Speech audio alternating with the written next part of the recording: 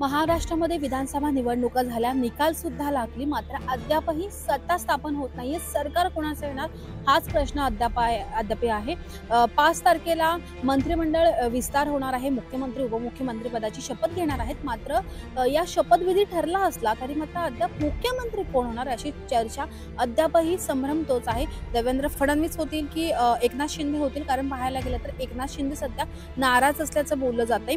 कारण एकनाथ शिंदे यांनी म्हटलेलं आहे की जो मुख्यमंत्री होईल तो केंद्र ठरवेल, मात्र मी कॉमन मॅन सारखं कुठेतरी काम केलेलं असल्याचं त्यांनी म्हटलेलं आहे. त्यामुळे आपण आता जाणून घेणार आहोत की जनतेच्या मनातील मुख्यमंत्री कोण आहे, किंवा मग एकनाथ शिंदे खरोखरच नाराज आहेत का, किंवा त्यांचं नाराज होणं योग्य आहे की अयोग्य हेच आपण आता जाणून घेणार आहोत. चला तर मग पाहूयात जनतेच्या प्रतिक्रिया.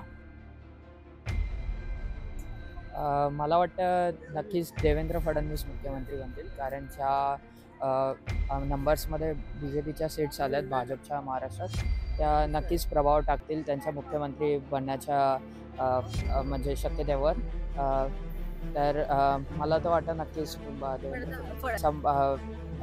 ज्या भाजपच्या महाराष्ट्रात आलेल्या ज्या सीट्स आहेत आणि ओव्हरऑल त्यांचं जे सेंट्रलमध्ये गव्हर्नमेंट आहे ते बघता मला वाटतं नक्कीच यावेळेला फडणवीस यांना प्राधान्य दिलं जाईल,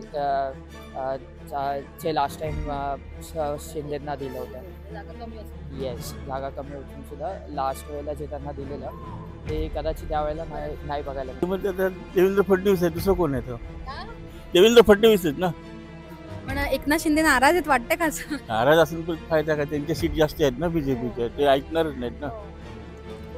भाजपने आधी एकनाथ शिंदेना दिला 2.5 वर्ष, मग आता ही परतफेड मुख्यमंत्र्यांनी करायला पाहिजे. एकनाथ शिंदे केले तर पाहिजे, पण त्यांच्या ह्याच्यावरती अवलंबून आहे ना. आता कार्य तर आता सगळे लाडली बंधूमुळे एकनाथ शिंदेचंच नाव फेमस आहे, पण त्याच्यानंतर काय फायदा. भाजप पहिल्यापासूनच आडी केली ना, शिवसेनेच असताना सुद्धा तेच केलं ना त्यांनी, मग त्यामुळे आता काहीच होऊ शकत नाही. ते सोडणारच नाहीत, भाजप आपली सीट सोडणारच नाही, प्रश्नच नाही. ते किती काय केलं तरी. मला असं वाटतंय आता महायुतीचे सरकार आहे, तिघांना चान्स दिला पाहिजे. तिघाच होऊन जा ना मुख्यमंत्री, तिघं शिफ्ट करायचा, फर्स्ट शिफ्ट सेकंड शिफ्ट जरा नाईट शिफ्ट असं करायचं. एकनाथ शिंदे नाराजच कुठेतरी वाटतं असं. हां, मग तेच म्हणतोय ना, आता तिघांची महायुतीचे सरकार आहे, तर तिघांना करून टाका मुख्यमंत्री.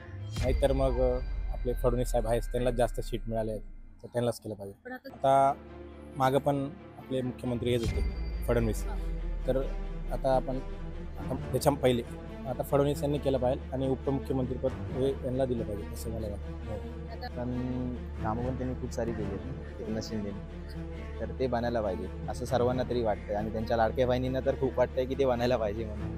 काही लोक बोलतात का 2.5 वर्ष महायुती सरकारमध्ये असताना मुख्यमंत्री होते तेव्हा भाजपने म्हणजे दिलं त्यांना, मग आता जर भाजपला दिलं तर काय वाईट होईल, किंवा वाईट तर होणार नाही. सर्व ज्याच्या ठिकाणी खूप चांगले आहेत, कामं पण त्यांनी खूप चांगली केली आहेत, म्हणून तेवढ्या बहुमतांनी ते निवडून आलेत.